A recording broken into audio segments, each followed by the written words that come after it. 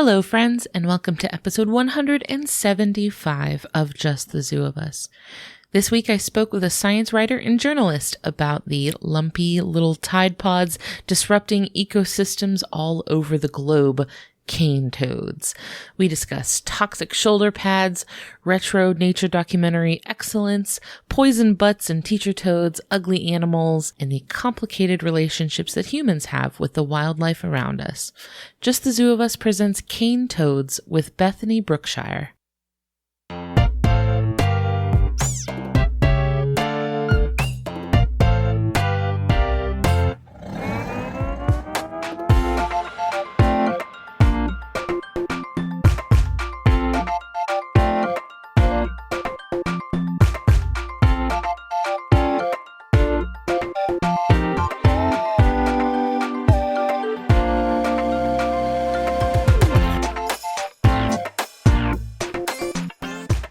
Hey everybody, this is Ellen Weatherford. I'm here with Just the Zoo of Us, your favorite animal review podcast.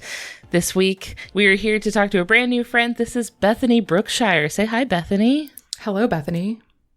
Okay, you got me. I'm sorry. You gave me the opening. You come onto my podcast. I'm sorry. I'm not sorry. What are your pronouns real quick? She, her. Thank you for asking. Thank you so much. And Bethany, you are here because you are a science writer and a podcaster who has taken on the mantle of being sort of the PR person for some quite unconventional animals that I think a lot of people look down on. They can be kind of maligned. So I would love if you could introduce yourself for our friends listening. Let us know a little bit about Bethany. Yeah, so I actually started out life as a scientist. I was not a scientist of animals that we hate. I was actually a neuroscientist, but I ended up leaving academia and I became a science journalist. And as I became a science journalist, I became totally fascinated with the animals that live with us, and particularly not like domesticated animals, but the animals that live around us. And the animals that live in the environments we've created. And I've also just become so fascinated by how much we hate them, because we so hate them. And it's just sad because these animals are amazing. Like, if you make it around us, you are iconic. You have really done some amazing things with your evolution, and I salute you. So yeah, I mean, I don't necessarily always root for the pest. Right. But I do sometimes. And so I wrote a book about it. And my book is called Pests: How Humans Create Animal Villains. Because the thing that I've learned most about the animals we hate is that when we hate an animal, it's because of us. It's because of what we think. It's because of what we want, and because of what we believe about what our environments should be. So when you say how people create the animal villains, do you mean like create the perception of them being villains, or as in like put them in the situation in which they have become the villain? Both. Often it's a perception thing. And you'll see as animals succeed in human environments. So for example, in the United States, you have like coyotes. People think coyotes in the wilderness are kind of cool sometimes. Like they go camping and they hear their little yipping yowls and they're like, oh my goodness, I'm in the wilderness. Literally last night, my husband was outside grilling in our backyard, and I stepped outside with him, and a fire truck drove by like the road by our house with the siren going, and the fire truck siren set off a pack of coyotes behind our house, and they all just start yipping and yapping and howling, which then set off my next door neighbor's dog, who started howling back at them. So I like called my kids outside. I was like, y'all come listen to this. And they came out and listened, and it was just gorgeous. I love those little litter puppies. They're the best. It was so sweet. Yeah. And so like we love them when they're doing things that we're like, oh, these are wild animals. They're living in wilderness. But then when they come into our subdivisions and do things like eat our cats or attack our dogs, we're like, this is not okay. You do not belong here. You are a pest. The cats and the dogs that we brought in. Yeah, about that. But then also we put animals into these situations. So for example, many of the animals that now live in urban environments, I mean, we brought them there. Pigeons did not fly across the Atlantic on their own. They are strong flyers, but they're not that good. We brought them to North America. Or in the case of the animal we're talking about today, the cane toad, we brought them to Australia. We did that. That's on us. And we put them in that situation. And now we're like, how dare you succeed here? How very dare. Wait a second. Too much. We didn't mean for this to happen. Oh no, the consequences of our actions. Yeah, like I live here in Florida, where down in South Florida, we do have invasive cane toads, and it was very much the same thing. I don't think the people that live there are. No, I really am though. The cane toads were introduced intentionally. Like, this was an on purpose thing where they were like, here you go, this will be great, because it was a pest control thing. And what's funny is that, like, in Florida specifically, like, the first few times they didn't take, and like people were trying really hard to get them to propagate in Florida. And then when they did, it was like, oh, what have we done? Yes. And actually, it's really interesting because wherever you see cane toads, that is not Central America, which is where cane toads are native. Cane toads are native to mainland Central America.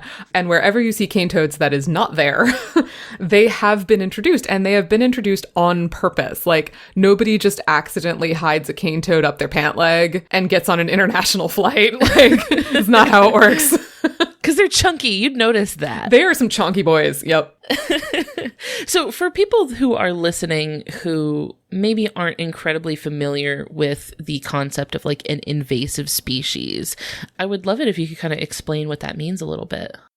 So it's actually interesting because the phrase invasive species is both judgmental and also in flux, which is interesting. The phrase invasive species is replacing the word pest, because now we're like, oh, pest, vermin, that's mean. We need to be more scientific about this. We're going to say invasive species. It sounds so sciencey. It does, yeah. Yeah, and the actual concept of an invasive species is an animal that has arrived in an area where it is not native, and some people stop there and say, okay, it's arrived, it doesn't belong here. The other part of that definition is that it is succeeding wildly and changing the ecosystem of that new place. And that is also, it's subjective, right? Like, sometimes, for example, there's a species of salamander on the East Coast that is moving. It's moving north slowly because of climate change. It can just make it further north now. But for the salamander, we now, because it's moving north kind of on its own, and because of climate change, we don't say that's an invasive species. We say it's a climate refugee. Oh. Yeah. Huh. Because it's not having what we perceive to be a negative impact. So the phrase invasive species implies a negative impact to the ecosystem that this animal is coming into. For people that are listening that don't live in an area where this toad either is native or has been introduced, can you give us a quick little introduction to the cane toad? What is a cane toad? Cane toads are, I want to start by kind of describing them because they are like the most toadliest toad. Like, they are. Like, if you picture a toad in your head, you will see a cane toad. Even if you've never seen a cane toad before, picture the iconic ideal of what you think a toad looks like. That is what it looks like. It's got the little tweed vest and the little hat. I mean, it's true that they do not often wear their tweed vests in public. They save those for formal occasions. It's a little warm for that. Yeah, and in tropical areas, it's often too warm for the vest. They're more of a linen sort of wear. Seersucker, yeah. Yeah. But a cane toad is just, they're brown, they're warty. They look like a toad. And one of my favorite things about them is the way their eyes are perched up on top of their heads. The shape of the eye kind of makes it look like they have angry eyebrows all the time, which I just adore. It's very hypnotoad. They're very hypnotoad. Mm-hmm. And they're also quite large. They are some of the largest toads, which is to say that they reach about 10 inches or 25 centimeters. And they are hefty, chunky boys. They are about 1.5 kilograms or 3.3 pounds. So, I mean, they're basically like an overflowing double handful of toad, size-wise. They're like snuggleable, I would say. I'm not the type of person that would Frogs and toads are a little too jumpy for me to like want to interact with regularly. Like I used to work at a pet store where they sold like Pac-Man frogs, and I was too scared of them to put my hand in just because of like the jumpiness of them. Oh, see, every time I'm on a hike and I find a frog, I have to go catch it. I'm not a frog snuggler. I'm a frog snuggler. Hardcore frog snuggler. And I would especially also like to take a moment to talk about the scientific name of the cane toad because it's hysterical to me. Please. So the scientific name of the cane toad, it was previously Bufo marinus, bufo equal toad. But now it is also Rhinella marina. And what I love about cane toads is that it has previously had 20 other Latin naming attempts. Y'all give it a rest. My personal favorite is Bombinator horridus.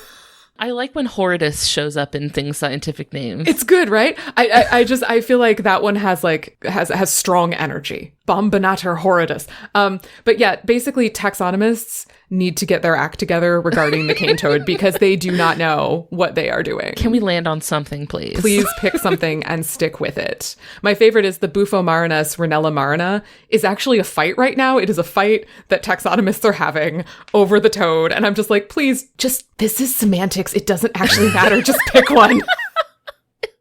If this is your first time listening to this podcast, what we do is we review animals by rating them out of 10 in the categories of effectiveness, ingenuity, and aesthetics. So first up is effectiveness. This is things that are built into the animal's body that let them do a good job of the things that they're trying to do. So maybe this is tools built in that allow them to maybe like catch their prey or not to become prey themselves. Bethany, what do you give cane toads out of 10 for effectiveness? Can I give them 11? You can. Oh my goodness. This is your show. Good. 11 out of 10. This toad has it all. What can't she do? Seriously, they are wildly successful. And so I was wondering, can I take the time to like tell you a story about the cane toad's success in Australia? I have to hear this story. Okay. So I'm going to take you back in time. We're going back to 1935. Everybody get in your time machine. Get in your time machine. Time is 1935. Everything's black and white. We are going to Australia. The waists are cinched. Oh, yeah. Where they're trying to grow sugarcane in Australia. And they're having a rough time of it. And it is actually because of the cane grubs, okay, which are cane beetle larvae. There's several species of this, but it was the gray cane beetle that they were really upset about.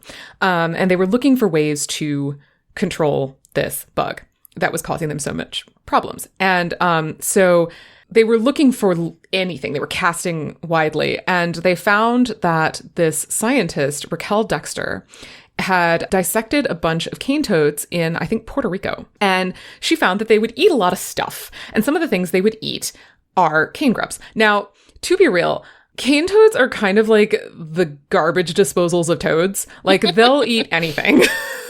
They eat bugs. They eat small rodents. They will eat dog food.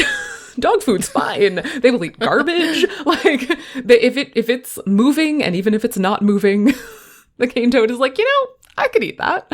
This is like textbook generalist. Which is the issue. So basically, Dr. Dexter dissected these cane toads and saw that some of the things they ate were pests on sugarcane, including the cane grub and the cane beetle. And so people were like, this is awesome. And they started bringing cane toads places. And so Australians found out about this and were like, this is awesome. And they sent this guy, Reginald Montgomery, to Hawaii to bring back toads.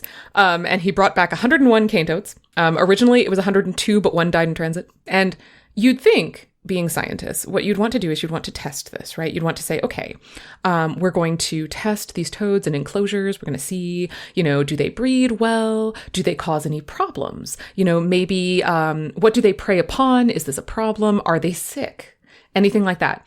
The scientists did none of these things. They're like, we're doing it live. Send it straight to we're production. Doing it live. Now, they did check to see if they bred first. Oh, they bred first. They did great. And all criteria met. Everything looks great. In fact, all they did was pick the ticks off. Great. That's all they did. The cane toads actually in Australia carry lungworm to this day. Oh, Lord. Because they were just like, it looks fine. I love science by just giving it a quick eyeball. Yes.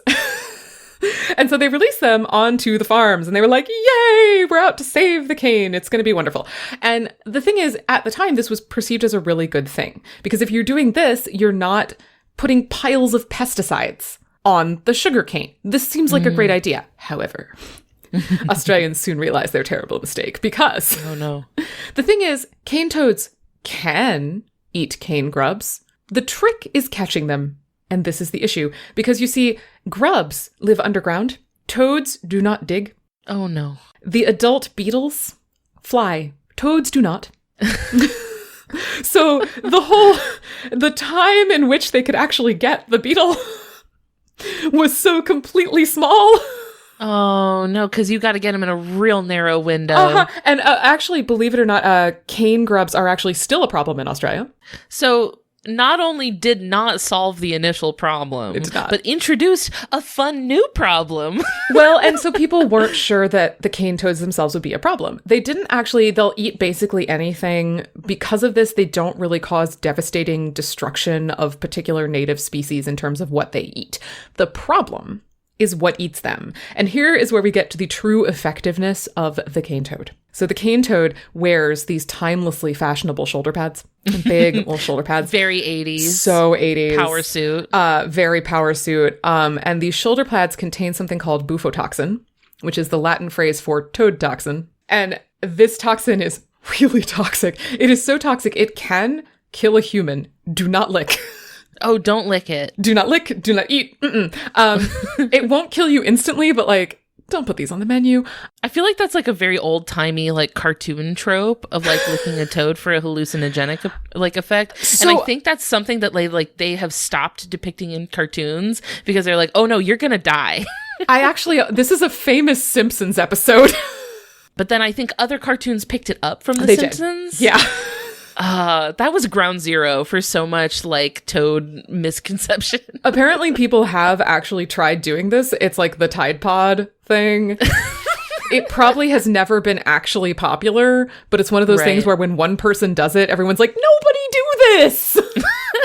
Why are you doing this? Anyway, so among the things that do lick cane toads and come to regret it are many of the natural predators of Australia.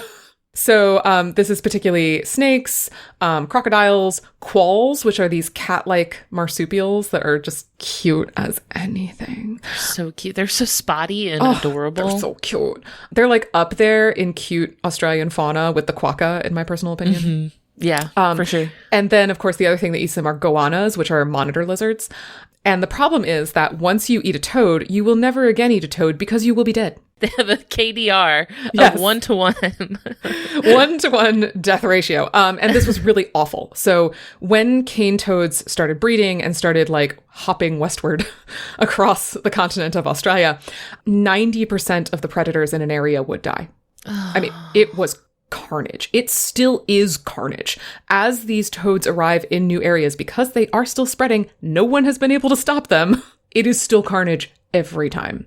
And of course, when the predators are gone, the things they eat, like mice and rats and stuff like that, become more numerous because there are fewer predators to eat them. It throws the whole ecosystem off. And I just have to put in a plug for, if you want to learn kind of the history of the cane toad saga, it's free on YouTube. It is a documentary. It's from 1988. It is called Cane Toads: An Unnatural History. And it is hands down the best nature documentary that has ever existed ever. And I say this as someone who has seen the entire oeuvre of David Attenborough. Queensland toads, they're everywhere you are. In this scene from the documentary, video clips of cane toads appear to hop slowly and menacingly towards the home of a man named John Oakes, who can be heard here singing in his shower. Queensland toads, they're everywhere you are. In the cane on the road, there'll always be Queensland toads. It's got toddlers that are giggling while they snuggle cane toads. It's got this dude in like an undershirt and very thick glasses noting emotionally how much he loves to watch cane toads mate. It is... That's okay. It is That's weird, but okay. iconic. It is so good. And like, I watched it as a kid in like summer camp, and it always stuck with me. And so I watched it again while I was researching my book, and I made... It's a core memory. Yeah, I made my husband watch it with me, and we get to the end of it and we're just laughing. And he goes, it's actually really good. It's really good. You were describing this like influx of the cane toad corresponding with, the decline of these predators. Does that timing line up with the thylacines extinction? It does not. Okay. No, the thylacine this is was unrelated. before that. Unrelated. Okay. The cane toads, I believe, have not driven any species to extinction. They have driven them to local extirpation, but not to extinction. Okay. We were talking about ratings, and I gave the cane toad an 11 out of 10. And part of the reason is the toxic shoulder pads. The other part of the reason is the fact that the cane toads are adapting to Australia. Really? They're invading edge, so there's like a wave of invading cane toads. The invading edge of the cane toads has toads that hop further than toads that come behind. So it's evolved like sprinters in the cane toad population. They have also evolved tougher skin because Australia is dry. So they've evolved tougher skin that loses less water, and they have evolved to be cannibals. Well, that's a self-solving problem. In some ways. But basically, when the leading edge of cane toads arrives, sometimes they won't have enough to eat, and so they will eat each other. Great. Awesome. And they're even better at doing this than cane toads in their native range. They're kind of becoming this Australian version of the cane toad, which is just much more hardcore than your regular cane toad. They are metal. It would be an Australian version that's like, it's like the Mad Max cane toad. Yes. I kept trying to make that joke in my book and my editor didn't get it. I'm glad you get it. Anyway. No, I get what you mean. And I give them 11 out of 10 because of all those. And also because they have completely changed the ecosystem of Australia. Like, they have caused mass carnage, but they'll probably never be able to get rid of them. And at this point, that's kind of okay because they've kind of become part of the new fauna of Australia. Oh, that's interesting. Because the animals are starting to evolve to the presence of the cane toad. Really? Yes. Like which ones? So kites in Australia. Oh, the birds. The birds, yeah. They will attack cane toads and pull out their tongues and eat their tongues. Okay. All right. And so they've navigated around the spicy bits. Navigated around the poison. Native Australian water rats will flip the cane toad over and attack the liver and lungs and stuff, getting around the poison because the poison's in the skin. And these snakes, red-bellied black snakes, I think, were dying in large numbers because they were eating these cane toads. They evolved smaller heads. How could that help? Because smaller heads can't eat big toads. So they had to physically restrict themselves from being able to eat the toads. They're like, no. Yes. You physically cannot eat this toad anymore. I mean, to be real, snakes are not much for deep thought. So you gotta do what you gotta do. And they've also evolved some poison resistance. And so that's why I give them an 11 out of 10 for effectiveness, because these cane toads are not only amazingly effective at what they do, they are altering the other animals around them to like live the cane toad lifestyle. It reminds me a lot of the arms race between the rough-skinned newts and the garter snakes here in America.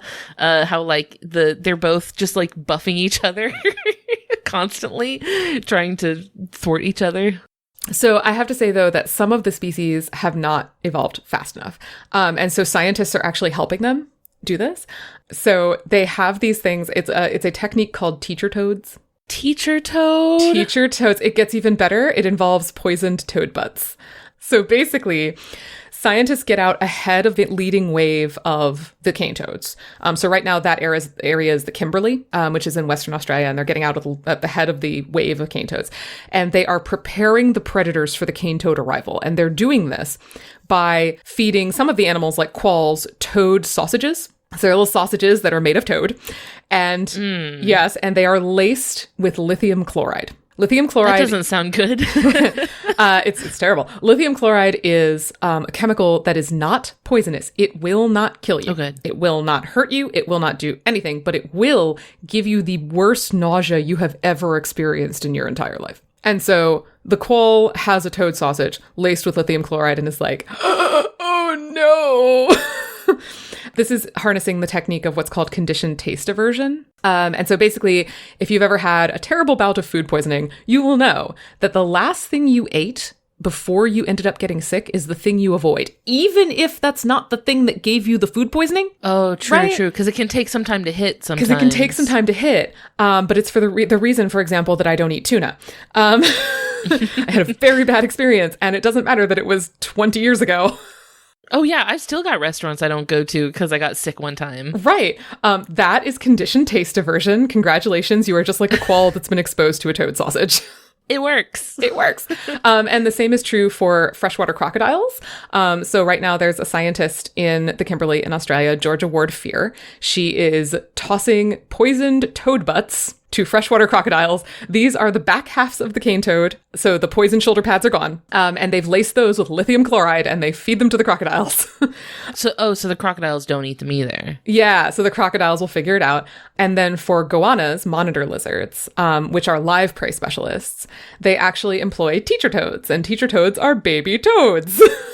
They actually release baby cane toads, and the baby cane toads, the monitor lizards eat them, and they're too small to kill the monitor lizard, but they are large enough to give the monitor lizard an extremely potent memory. Oh, okay. So the good news is this is working. As I said before, predators, like 90% of them die when cane toads invade. If you employ the toad butts, release the toad butts, it drops to 50%. Oh, wow. It's still not great, but it is so much better.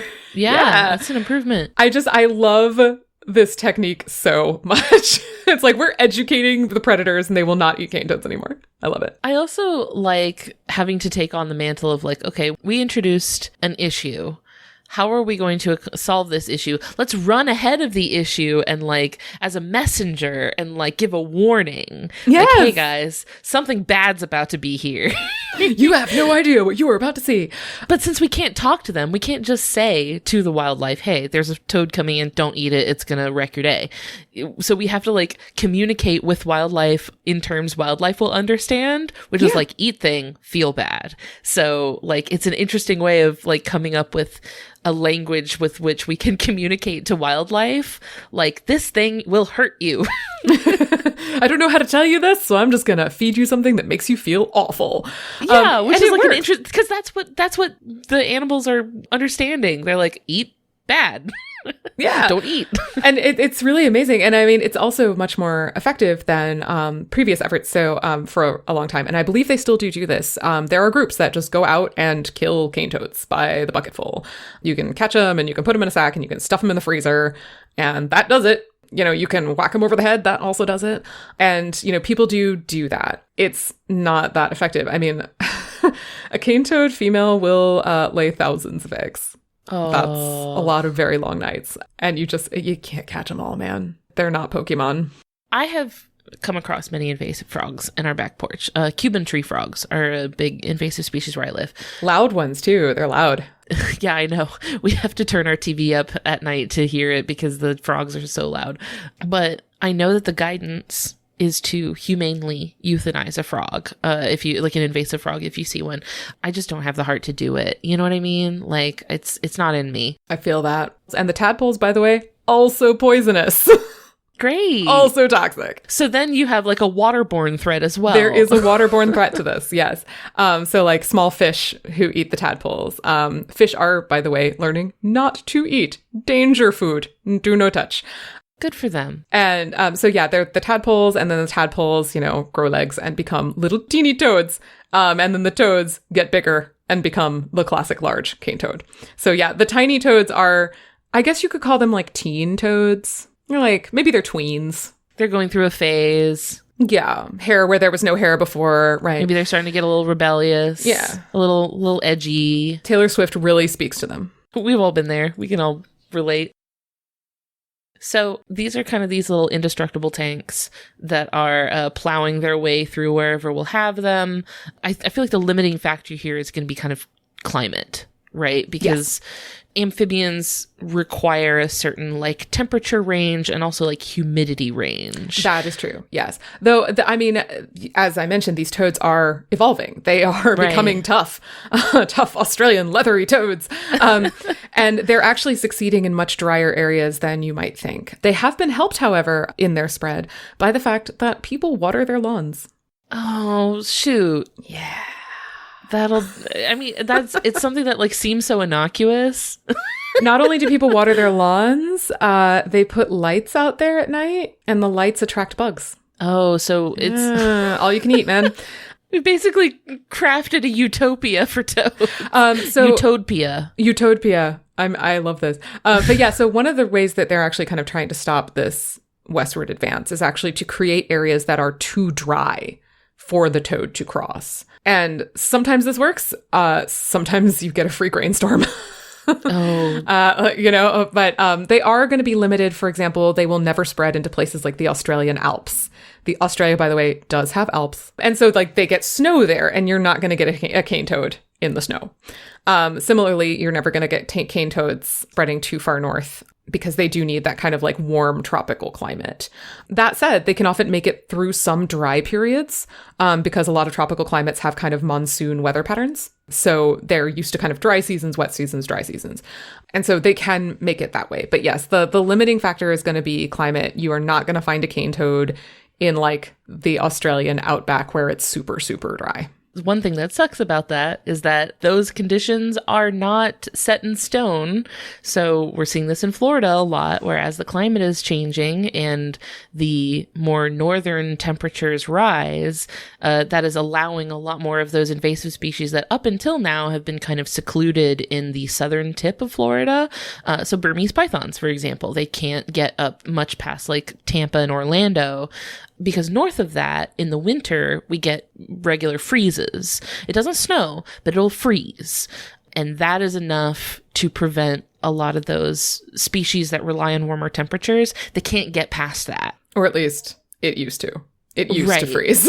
Yes. So as the freezes become less frequent and as the average temperatures rise, those invasive species who have been sequestered into that tip, they can move up into the north, which means that if they move north enough, they can escape the peninsula and make it into the rest of North America. And that's actually one of the things that I found kind of learning about invasive species in general is that climate change is really good for them. Just because climate change tends to promote weird and wacky weather. And another example of this is actually in Australia. Australia has these things called mouse plagues. I'm sorry, plague? Literal plagues of mice.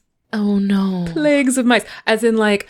This sounds biblical. Carpets of mice on the road. Oh, it's biblical, all right. Oh no, it's bad. They get so many mice. And so the problem is this is actually exacerbated by climate change and by the fact that like sometimes they're having warmer winters and more mice survive the winter to produce a mouse plague in the spring. Their winters and springs are getting wetter. And so the mice are doing better. And so you have more of these conditions. And so, the same thing happens with cane toads. You get warmer conditions, you get slightly wetter conditions, and the cane toads are like, this looks awesome. I love this. This rules. You made this for me? You did this for me? We're so good at it. Like, you're welcome. I know. Hey there, we're going to take a quick break to hear from a couple of the other shows on the Maximum Fun Network. When we get back, we're going to rate ingenuity and aesthetics for cane toads, so stick around. My fellow graduates, for 500 episodes, my podcast, The JV Club with Janet Varney, has gathered story after story of all the scandalous things we've done throughout our childhoods. Wait, what's happening? Stories like how Jamila Jamil survived a horrific house party and she was on crutches. This is great. Or how Hal Lublin learned a Shakespearean monologue in his pajamas. This is not the speech we approve. Without your love and life tragedies, there would be no podcast. In fact, I'll have an exclusive look at how Maggie Lawson's mom confronted her after a sneaky basement meetup with her crush. Spill the tea, JV. Security! Listen to the JV Club with Janet Varney, Thursdays on Maximum Fun! Class of Forever! Hey, I'm Ben. And I'm Adam. We host a show called Greatest Trek on Maximum Fun that covers all the new Star Trek shows, Lower Decks, Strange New Worlds, Picard, Prodigy, Discovery, and any other new Star Trek show Paramount throws at us. Come find out why we're the most important Star Trek podcast on the internet with our funny, informative recaps of all the new Star Trek shows that Paramount keeps churning out. Subscribe to Greatest Trek. It's a new Star Trek podcast from the makers of The Greatest Generation. So we've talked about, ways that the cane toad is sort of passively well suited to thriving in areas where it maybe wasn't intended to be. So the next category that we rate animals on is ingenuity, which is actual behavior. So things that they're actually actively doing to solve problems that they face or thrive in the environment, either where they're from or where they have been brought. What do you give cane toads out of 10 for ingenuity? I'm sorry, my boys. I'm sorry. I'm going to have to give you a 5 out of 10. Toads are a lot of things. Toads get it done, but they're not getting it done because they're brilliant, right? They're not solving things with wild behavioral changes. They are toads. Just a mouth with legs. Yeah. Not a lot going on in there. But I mean, if it ain't broke, don't fix it, right? Cane toads have been around since the Miocene, okay? They've been around for up to 20, and I mean that the actual species of cane toad that we see today has been around for more than 10 million years. So clearly it's working. They're doing great. Which, I mean, it's so funny because it's almost like they're just kind of bumbling their way through life, but stumbling upward. It's good to be a mouth with legs. But the thing is, I wouldn't mind being a mouth with legs. I kind of am, actually. So they can't appreciate how good they're doing. They can't look back on. They'd be like, oh, look at how much havoc we have wrecked. I mean, on the other hand, if they could appreciate it, maybe they'd feel bad. That's true. Maybe it's in their best interest. Ignorance is bliss. And also, I mean, that is to say, we are humans. We cannot experience the mind of a cane toad. It is entirely possible that, the cane toad is in there writing the cane toad version of Shakespeare, and we don't know it. We have to, admit that, the rankings that we're talking about are human subjective, right? They're, kind of based on human standards. And based on what we can even perceive, right? They could be behaving in a way that is not something we... there are animals that communicate with each other using sounds we can't hear. Exactly. Right? So exactly. It could be maybe they have something very complex going on that we just haven't noticed yet. Right. I mean, and certainly they communicate with each other via sound. They obviously find each other and mate and that sort of thing. There's all sorts of experiences they're probably having that we just can't understand. I hope someday we could. I'd love to see the world through a cane toad's eyes and see what's going on. I've never heard what they sound like. They ribbit. They make a toad noise. I'm gonna look up what they sound like real quick. The deep croaking calls of a cane toad in Australia. Or cane toad mating call up close in 4K. It's pretty. Oh, they're so cute. Yeah. It's like a little trill. Yeah. They do a very cute little trill. They're okay. The up close video, they are actually pretty cute. I kind of think it's their most winning feature. It's really... See, I feel like if I encountered one of these, I wouldn't have it in me to euthanize it. I would just... My heart is just too soft on them. You're not the only one. So there are people in Australia, and I mean, some of them are covered in the amazing documentary Cane Toads: An Unnatural History. No one is paying me to say that, honest. It's so good. But there are people who keep them as pets. There are people who deliberately feed them, they buy cat food or dog food and feed cane toads. There are people who really do admire and enjoy them. Every animal has got its fans. I like the idea of approaching them by it's a program to get the cane toads off the streets. There's an after school program for cane toads. Enrich the cane toads, but let's just give them a nice cushy plushy life in human care, and that's how we'll solve it. I think they'd quickly outbreed all of your housing. They really can get it on. What you could do is have a pet cane toad. What do you feed it? Other cane toads. Oh, that's rude, though. If you don't have the heart to kill a cane toad yourself, do you have the heart to watch a cane toad eat another cane toad? I mean... That's dark. I'm just thinking this is a very cost-effective pet. I'm just saying, you mentioned earlier that they've become cannibalistic, so it's an option. I mean, to be fair, actually, cane toads can become cannibalistic in pretty much any situation, but in Australia, they are exceptionally so. That makes me... Are they immune to their own poison? Yeah. I guess they'd have to be. You have to be. And there's also, we say that it's really horrible. Oh no, they eat each other. So do people. it's a survival strategy and it works. And for a toad, they probably don't perceive it as being that much different from eating whatever else they're already eating. Most likely not. I mean, as we mentioned, mouth with legs. Not a lot going on. Nothing going on behind those beautiful eyes. They're not sitting there going, I eat, therefore I am. I croak, therefore I am. But since we were talking about this one that I was looking at being quite cute, this brings me to probably the most arbitrary of our categories that we rate animals on, which is aesthetics. It's just how nice is this animal to look at? What do you give the cane toad out of 10 for aesthetics? So that's the thing. It is subjective, right? Like if I were another cane toad, I would probably look at this toad and be like, that is a pinnacle of sexiness. That is beautiful. Their standard of beauty? Right. Who knows? I don't know. I could be looking at this cane toad and being like, oh, he's so big and warty. Yes, be still, my heart. They're probably super into like a huge throat sack. I mean, like the throat sack is probably who like... doesn't love a big throat sack? Am I right? But the reality is I am not a cane toad. And I have to say, they're kind of meh looking. Like, especially when you compare to other frogs and toads that are actively cute. Like, consider the pumpkin toadlet, solid 12 out of 10, would snuggle. I like that the cane toad has a dinosaur look going on. Yeah, but I mean, I think that the aesthetics of the cane toad lend themselves more to kind of a creepy horror than they do to active adorableness. I could see that. They do kind of look bubbly. And I say this as someone who actually has a more than life-size cane toad puppet. Oh my gosh. Stuffed cane toad puppet. What do you use that for? He's great. What don't you use it for? Was this a gift or was this something that you acquired intentionally? It was actually a gift. It was a gift from my high school boyfriend, believe it or not. It's extremely on brand. I have kept it ever since. And I think it was just like, he didn't know what I would become. I think he just got me as a person. It was an early sign. It was early sign.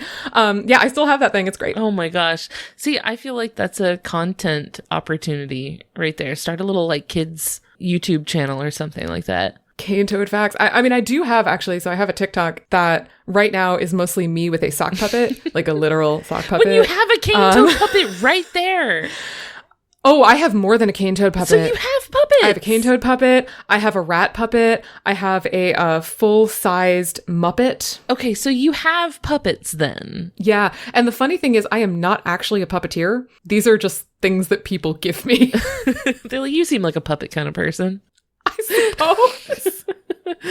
But yeah, for aesthetics, I'm gonna have to say like 5 out of 10. Like, they are very toadly looking. They are deeply toadly. And if you're into toad, they are toadly. The quintessential toad. It is the quintessential toad. It's the toad starter kit. Right. But at the same time, like, that's part of the reason that people do go out in Australia and kill them because they're ugly. This is something that I've actually thought about a lot in writing the book about pests.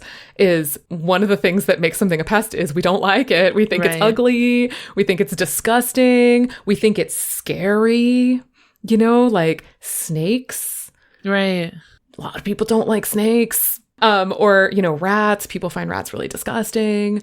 You know, so a lot of times that actually will kind of like add to the je ne sais quoi that makes us say this thing is a pest. And also, like, there's a strong mammal bias. Mammal bias. When something's not a mammal, we're usually a little more comfortable with thinking like, oh yeah, we can kill this thing off and it's fine. But when something is a mammal, especially a cute mammal, then we tend to get granted a lot more grace. And that's something actually I found kind of funny is when you look into aesthetics, and aesthetics is like the study of beauty or art. And they'll say, okay, what is cuteness? And cuteness, they'll say, is like baby features. So it's like, you know, a really small nose, a really small chin, like a small mouth, and like super big eyes. This is what cuteness is. Toads have all those things. That's why a lot of cartoons look that way. But that's the thing. Toads have all those things. Bugs have all those things. A lot of bugs have gigantic, beautiful eyes, and we are not calling them cute. Right? You want eyes? Spiders have 8. Some of them are quite large. They're cartoonish. Yes, cartoonishly large. Very kawaii. And yet we are not thrilled. You know, big eyes alone do not cute make. Yeah, so I think a lot of times we'll see a lot more aggressive efforts towards invasive species that don't happen to also be cute. Yeah, it's also interesting how conservationists, when conservationists try to kind of preserve species that are not traditionally cute, they try to like cutify them. One of my favorite examples of this is there's a rat. It's a native rat. It lives in Florida. It lives in the Florida Keys. It's called the Key Largo wood rat. And it is a little ratty looking dude. And it's actually a real cute little rat. But in an effort to kind of drum up better PR, they wanted to rename it the Key Largo koala. That's a little much. Koalas sound better. It did not work. To do that. It didn't work. No, you can go a different direction with that, because I was just Googling them while you were talking. They're cute, right? There's not a ton of work needed to be done to cutify them. This thing's adorable. They're floofy. I do think that you could maybe lean into a cottagecore sort of vibe with it. Yeah. And instead of calling it a wood rat, maybe call it like a little tree mouse. Ooh, there we go. A forest shrew. A little guy, a little fairy, a little woodland nymph. The Key Largo fairy mouse. Yes. I mean, they're already cute. I don't feel like it's a long leap. I think the original wood rat name was just a swing and a miss. Kinda. But yeah, you see that with a lot. So for example, if you have like endangered salamanders or endangered snakes, conservationists, you'll get artists like drawing them with like bigger eyes and kind of cute little facial expressions. Cartoonify it a little bit. Trying to cutify it. Trying to make people be like, all right, it's not that bad. Make them feel better. I was thinking about this because of, I was listening to one of your recent episodes on sharks. And yeah, I mean, people have tried to cutify sharks too. Give them bigger eyes. It's largely working, though. I think it's working. Yeah, I mean, maybe, and there is that, or we could, as humans, just expand our definition of cute. Yeah. Right? Beauty is in the eye of the beholder. I've been seeing a lot of media for younger kids now that is more geared towards and it is cutifying the animals, but like all children's media cutifies everything. So everything is being big headified. But like there's one that I saw on Netflix. I think it was called Shark Dog. Have you seen this? No. Have you seen it? I'm going to look it up. Yeah. Okay. It's Shark Dog, and it's about a little shark dog. I don't know how else to explain it. It acts like a puppy dog and kind of looks like it reads like a puppy dog, but it's a little shark, and it's just adorable. And it's really, really cute. But there's also like Lucas the Spider, which is a really cute little show about a jumping spider. I mean, jumping spiders are so great though. They literally did not have to like deviate at all from a regular jumping spider. Spiders are so good. Yeah, he's so cute. I need a jumping spider TikTok dance to take off. You could do it with little like flags or some sort of like ribbon element. Yeah. Get a rhythmic gymnast in there. Yeah, I think you could do it. I'll talk to Sebastian Echeverry and see if he can come up with something, because he came up with that, or he was on Ologies to talk about the jumping spider, and they made a little song that would be based so on the great. jumping spider. Yeah, I think he could come up with a dance that goes along to it. But yeah, I mean, I do think that it is a little unfair that cane toads have kind of had contributing to their aura. Like, they are indeed doing ecological damage. There is no doubt about that. They are causing problems. But also, it just seems unfair to be like, and also they're ugly. Yeah. Like, and your mom is ugly. Like, that's just rude. Like, you didn't need to throw that in there. We were all ready. That's mean. And then that kind of primes you to be against all ugly animals, right? Because then that makes you think, well, this ugly animal is a problem. Surely, then we can apply that to the other ugly animals. Right. And I mean, that's certainly the case for things like snakes.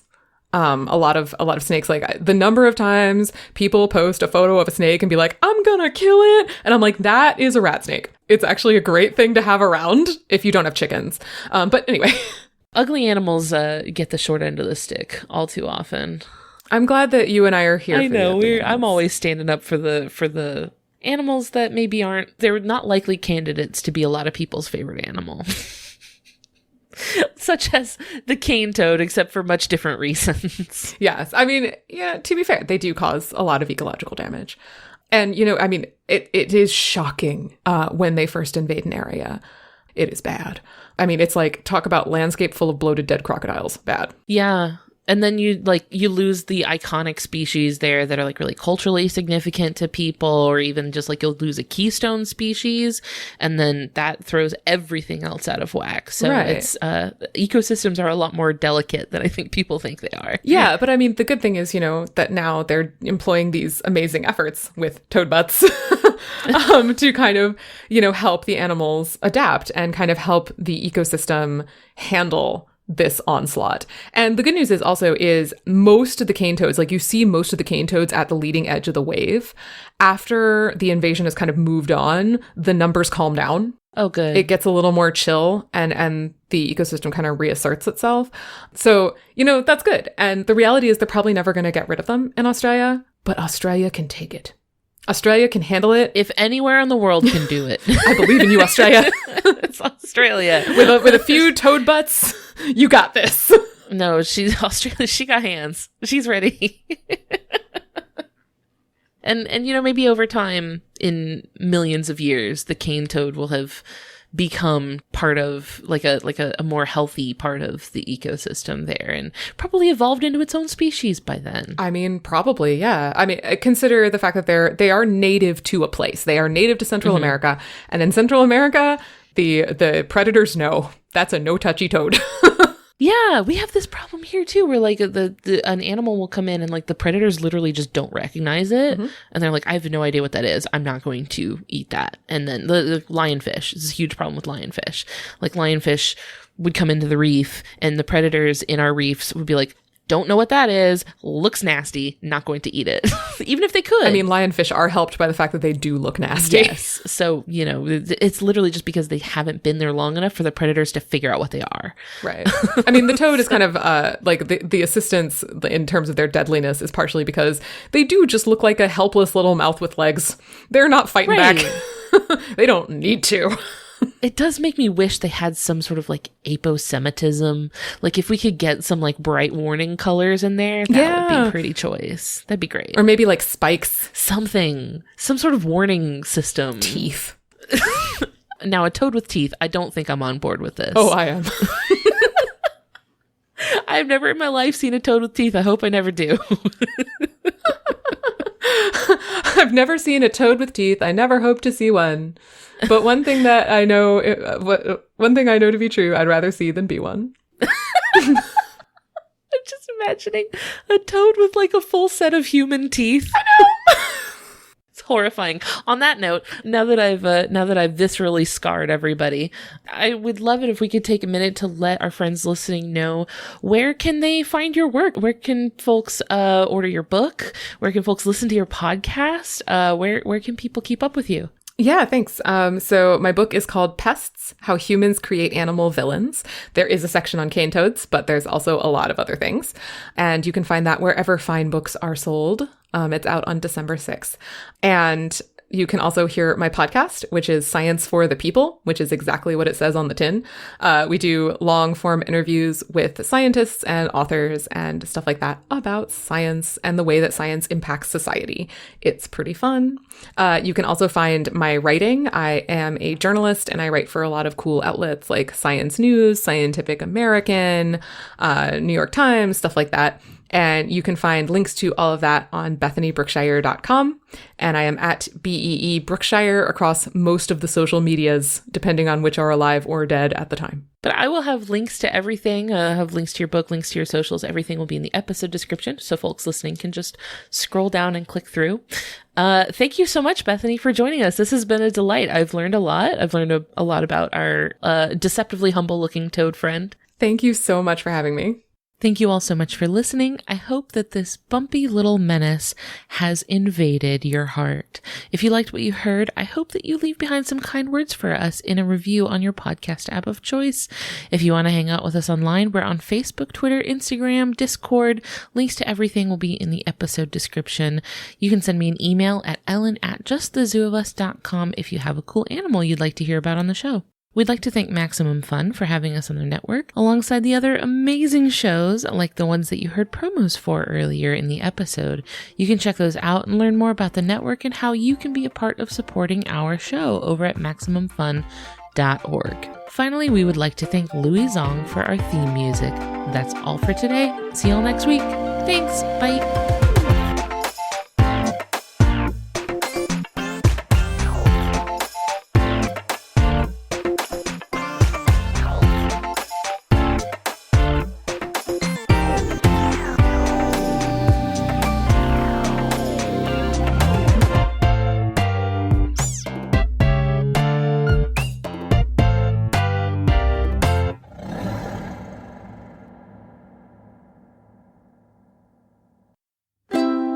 MaximumFun.org.